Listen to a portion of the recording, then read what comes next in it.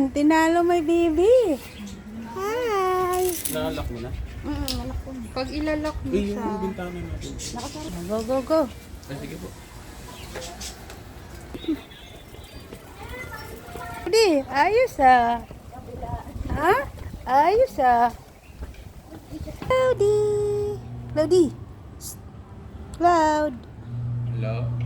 Nicole? Ano? Silip, silip? Ha? Silip?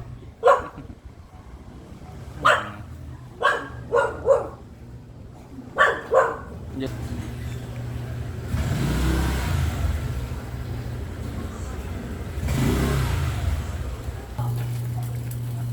Sasama si Cloudy mamasyal.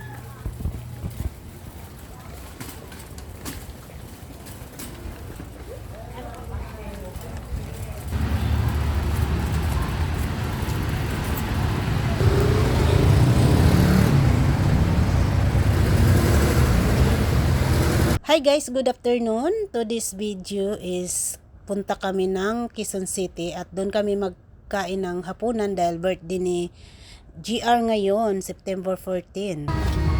Sama ang baby mamasyal. Sama ang baby. Sinama pala namin si Cloud guys dahil tamang-tama may sakyanan. Ang driver pala namin, ang may-ari ng sakyanan, yung boyfriend ni Nicole. Bali, kami pong anim guys, pang-anim si Cloud dahil si Nicole at yung boyfriend niya at saka si GR at girlfriend niya si Ann at ako at saka si Cloud. Bali, anim kami. Si Nicole lang nag-sit up nito na doon kami kakain sa Quezon City dahil masarap daw yung kainan doon. At pasensya na kayo guys, gimute ko to dahil yung sakyanan is may tugtog, makapiright po tayo kaya minabuto ko na pong gimute para po hindi tayo makapiright. Ito pala is papunta na kami ng Quezon City nito. Ayan guys, habang nagbibiyay kami, si Cloud na aaliw, nalilibang sa katitingin sa mga nakikita niya sa labas. At palitan ito, minsan sa akin siya lalapit, minsan kay GR, minsan kay Nicole. Malikot siya sa kutsi. At hindi naman namin pwedeng pabayaan na lulusot siya sa ilalim dahil baka kung saan sisiksik mahirap na. Kaya ito, malapit na kami sa Quezon City kung saan kami doon kakain.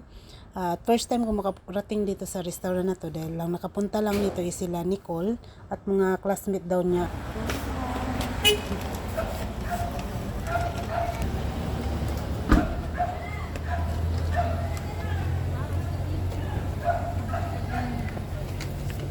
Hindi pa rin. Hindi pa rin.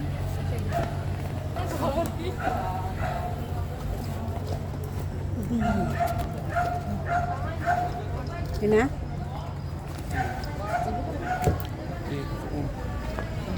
Kusa na siyang pumapasok. Pasok na ikaw. Ang ginawa mo? Okay, let's go.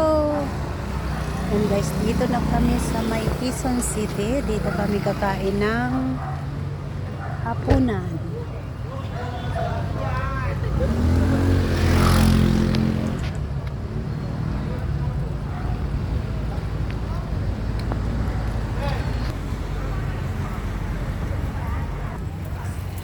Okay na all?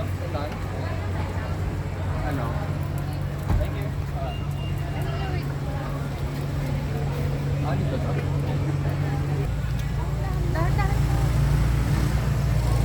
Wow, may flowers.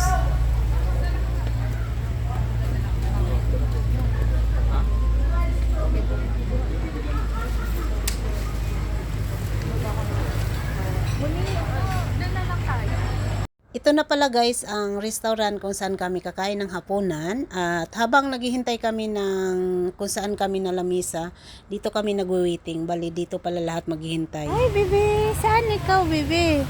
Ha? Saan ikaw pumunta bebe? Howdy.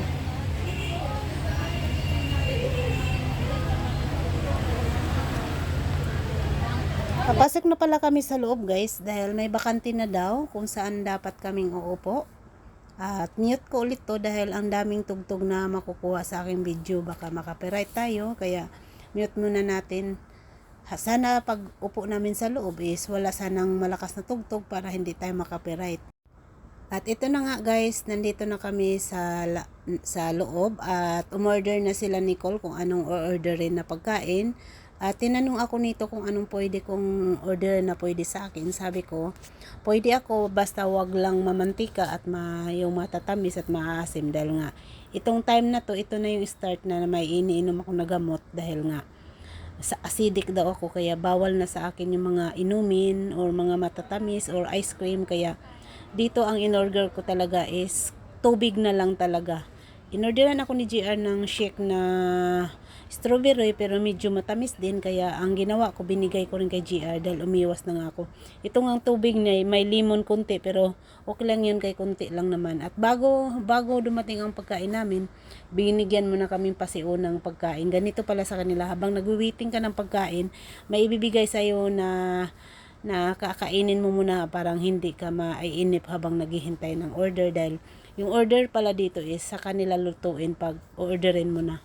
At ito pala yung yung strawberry juice ko at medyo tamis nga kaya sabi ko kay GR sa'yo na lang yan dahil hindi talaga pwede sa akin. Ito naman masarap to kay Nicole to.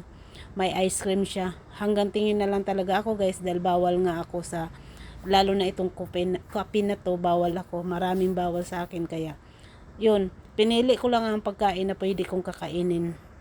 Ang hirap pala guys pag ang daming bawal kasi itong mga pagkain na to, pwede daw ako sa may mantika pero konti-konti lang, bawal ako sa taba, laman lang. Kaya ito, tinikman ko lang nito, kumain ako ng kunting ribs, tapos isang shrimp, at kunting kanin na rin. At saka ang kinain ko talaga dito is yung gulay. Yun na lang talaga dahil nga ang dami kong bawal at kailangan kong sundin dahil nga hindi mawawala tong aking naramdaman kung hindi ko susundin yung payo ng doktor. Dahil sobrang taas daw kasi ng acid ko kaya po iba yung pakiramdam ko sa katawan ko na akala ko may sakit ako pero yun pala sa taas ng acid lang.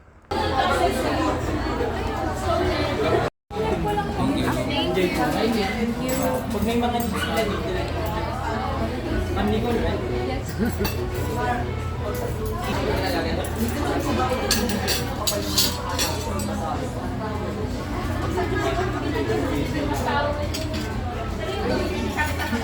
Saan ka? Sa dulo?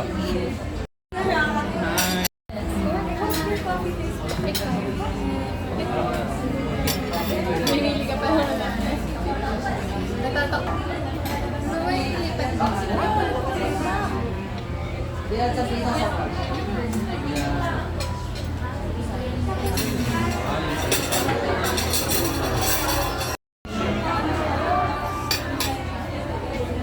Ay ano ba yun kuya? Alam. Yun. Yung nasa kawali.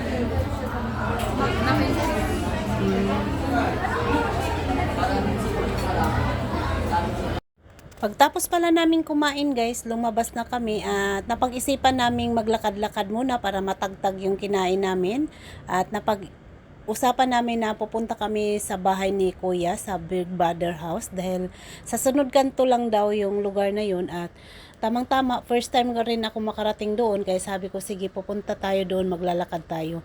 At itong paglalakad namin medyo maambon to kunti at buti na wala yung ambon dahil nga kasama pa naman namin si Cloud, baka mabasa.